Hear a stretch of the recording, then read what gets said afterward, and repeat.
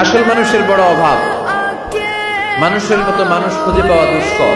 এই কোরআন এসেছে আমাদেরকে মানুষের মতো মানুষ বানাতে। এজন্য এই কোরআন থেকে শুনলে লাভ না লস, কোরআনের সাথে আমাদের সম্পর্ক বাড়াতে হবে। প্রতিদিন কোরআন তেলাওয়াত করতে হবে। আপনারা করেন? হ্যাঁ, আজকে করছেন কারা কারা দেখি? মাশাআল্লাহ মাশাআল্লাহ, হাত নামান।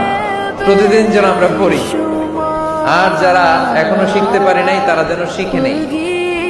কোরআন পড়া যেমনি সওয়াবের, কোরআন শোনাও তেমনি সওয়াবের, ঠিক কিনা? কোরআন শুনলে রহমত নাজিল করে কে? وَإِذَا قُرِئَ الْقُرْآنُ فَاسْتَمِعُوا لَهُ وَأَنصِتُوا لَعَلَّكُمْ تُرْحَمُونَ।